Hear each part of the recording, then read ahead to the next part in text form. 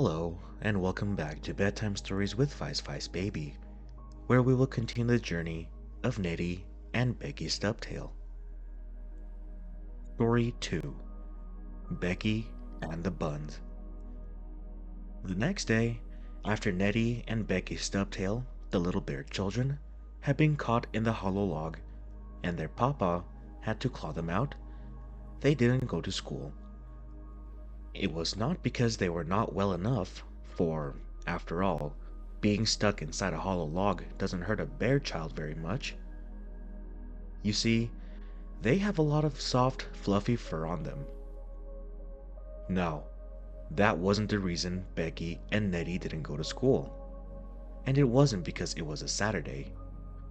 No, it was because there was no school on the account of the teacher bear having a toothache. And when a bear has a toothache, he really can't do anything. He has to go to the dentist right away. It was so with the teacher bear. On the outside of the schoolhouse door, the bear teacher hung a white piece of birch bark on which was printed, "No school today. I've got the toothache." "Oh, goody," cried Neddie when he read it, and he felt so happy that he tried to wag his little short tail. Only he couldn't. "Why, Neddie, I'm surprised at you," exclaimed Tommy Cat, who, with his brother and sister, Joey and Kitty, had also come to school. "Oh, I'm not glad 'cause teacher's got a toothache," said Neddie Stubtail quickly. "It's just because there's no school." "Oh, then so I'm glad," said Kitty Cat, purring softly. So all the animal children went home on account of the school being closed. And when Mrs. Stubtail saw Beckie and Neddie coming out to the cave house, she exclaimed, "Why, what does this mean?"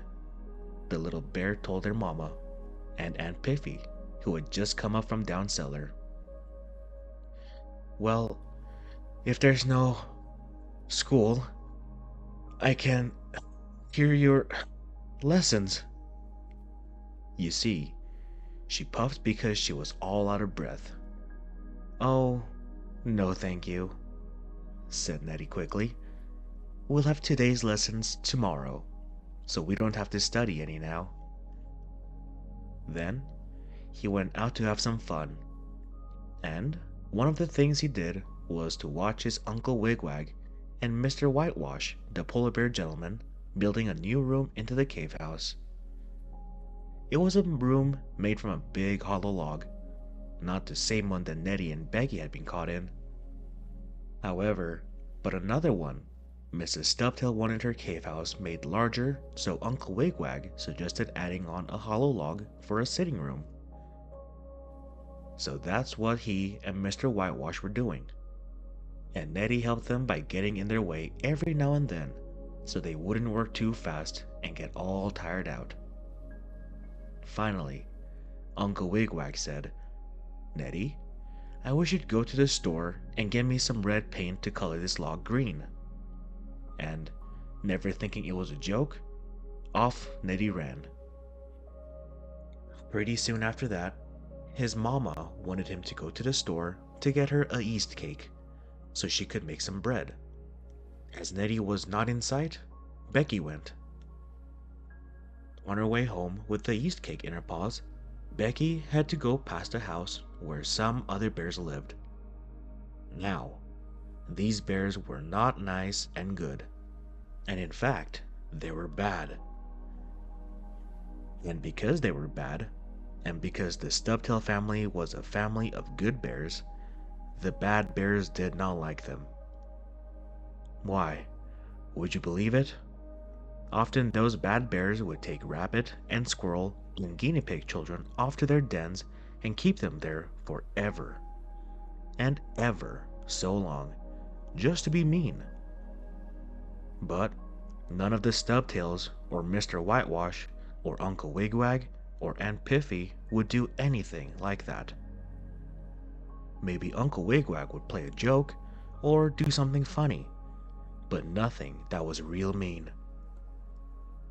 And once Mr. Whitewash met a little boy kitten in the woods, Joey Cat, I think it was, and Joey was wiggling and squirming and twisting this way and that. "What's the matter, Joey?" asked Mr. Whitewash. "Have you the measles?" "Oh dear," exclaimed Joey. "My back itches me terribly, and I can't reach the place to scratch it. Oh dear."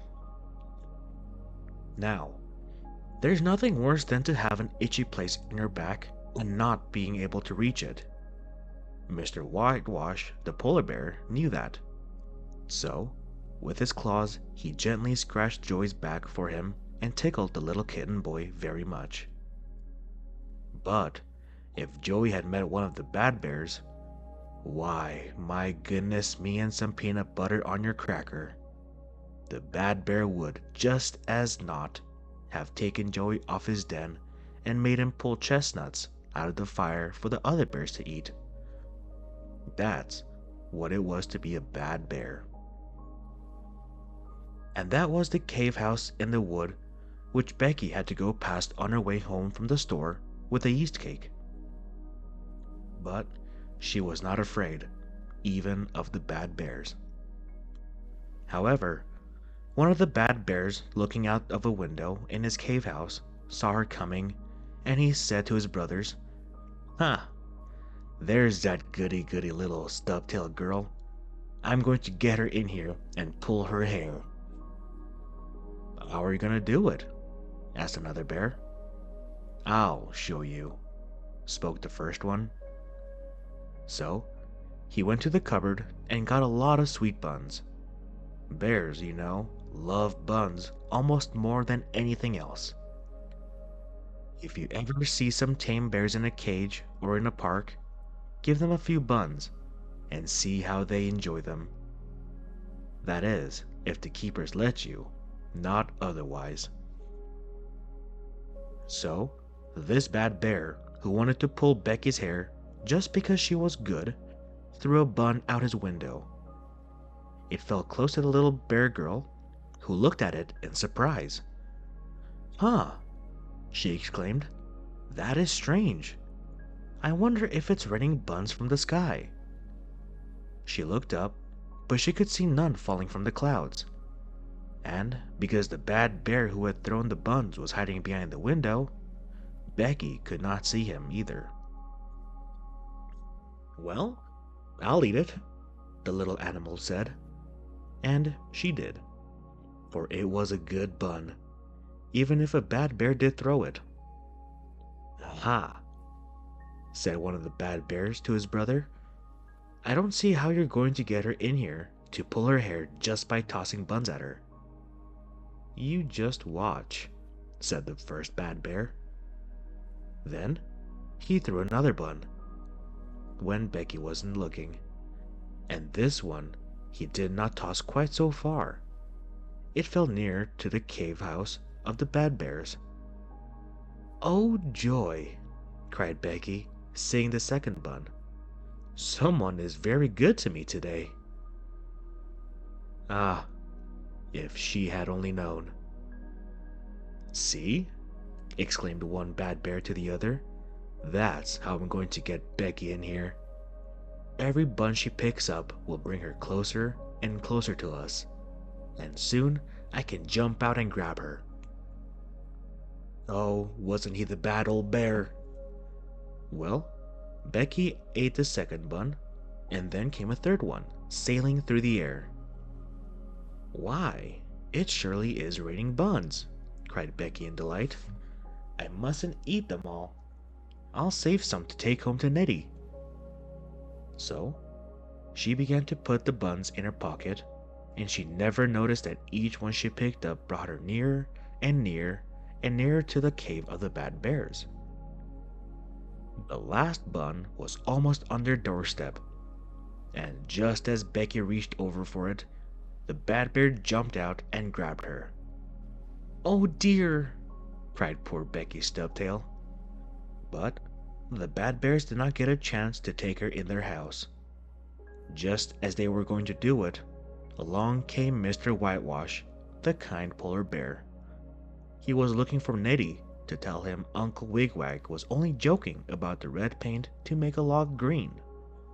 And then Mr. Whitewash saw the bad bear grab Beckie, who had picked up the buns.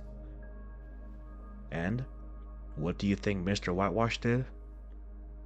Why, the big, brave white polar bear went right up to the bad black bear and he cuffed him on the ears with his broad paws. And he pushed him back inside his own house. And then he tickled that furry creature in the ribs until the bad bear had to laugh whether he wanted to or not. And then Mr. Whitewash just grabbed Beckie up under his paw and hurried away home with her. And oh, how angry the bad bear were, because they could pull no one's hair. Beckie, you must be very careful about going near that bear house again, said her mama when she heard the story. I will, but anyhow, I got the buns, said Beckie, and she gave Neddie some. So, that's all now, if you please. But the next story will be about Neddie and the bee's nest. That is, if the nutmeg grater doesn't scratch the piano and make it cry when the rubber doll tries to play a song on it. Thank you for tuning into this episode of Bedtime Stories with Vice Vice Baby. I hope you all have a good night and sweet dreams.